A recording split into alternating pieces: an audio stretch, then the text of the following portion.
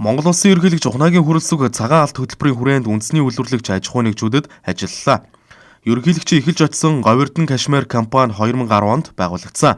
108 ажилтнтай жилд 200 гаруй мянган бүтээгдэхүүн үйлдвэрлэх хүчин чадалтай, эрэгтэй эмэгтэй хүүхдийн бүх төрлийн сүлжмэл бүтээгдэхүүн үйлдвэрлэж 70 орчим хувийг нь гадаадын 12 улсад нийлүүлдэг. Цагаан алт хөтөлбөрийн хүрээнд 2 тэрбум төгрөгийн хөрөнгө оруулалтын зээл авсан бөгөөд ингэснээр хүчин чадал нь 10 гаруй хувь, улсад төлөх татвар болон ажиллах хүчний тоо өнгөрсөн онтой харьцуулахад тус бүр 20%-аар нэмэгджээ. 2025 он гэхэд л орон нутагт 30 ажлын байр бий болгосон байна. Цаашид үйлдвэрлэлээ 3 дахин нэмэгдүүлэх зорилт тавьсан байна. 2025 онд нийтдээ 100 гаруй аж ахуй нэгжиж 500 орчим тэрбум төгрөгийн хөнгөлөлттэй зээлийг олгосон. Одоо энэхүү зээл маань бол төрөөс татаас олгож арилжааны 10 банкаар Монгол банктай ингээ хамтраад олгосон байгаа.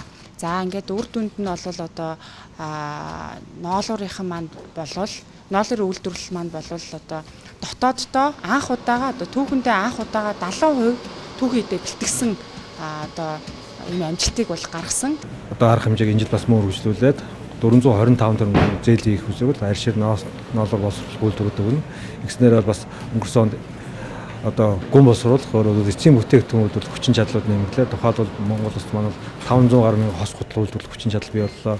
Эрх хүчин чадлууд нэмэгдлээ. Ингэснээр бид нар бас экспортын бүтээгдэхүүний бүтцээ өөрчилж анхын шатны бүтээгдэхүүн биш эцсийн бүтээгдэхүүн эзэмшлэх боломжууд нэмэгцээ. Манай ноолуурын салбарт тохиолдоод байгаа хамгийн бэрхшээл тулгымцсан асуудал бол эрх үйлдвэр байгаа.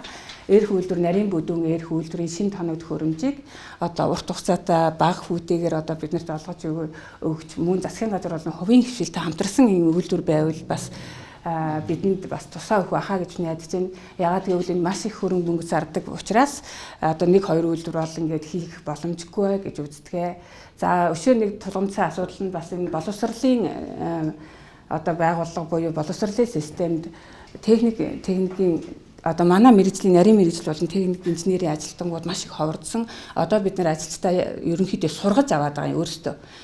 Сургаж авч байхад үйлдвэрүүдээр бас нэлээд сурч агаад явцдаг ч юм уу ийм асуудлууд нэлээд гардаг учраас боловсролын системд бас нэлээд энэ талаар бас сургаж өгөх юм бол манай ноолуурын компани салбарын бас энэ үйл явц нэлээд сайжрах байхаа гэж үзэж байгаа.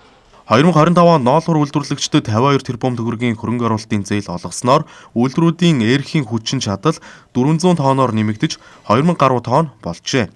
Мөн 322 тэрбум төгрөгийн эргэлтийн хөрөнгийн зээл өгсөний үр дүнд түүхийн ноолуурын худалдан авалт нийт ноолуурын 60% хүрсэн байна. Манай улс өмнө нь ноолуураа ихэвчлэн түүхийгээр нь гаргадаг байсан бол одоо самдаг болсон байна. Өмнөх онтой харьцуулахад самнсан ноолуурын экспорт 6 дахин нэмэгдэж 4000 тоннд хүрээд байгаа юм а. Энэ нь 330 сая ам долларын экспорт хийсэн гэсэн үг юм а.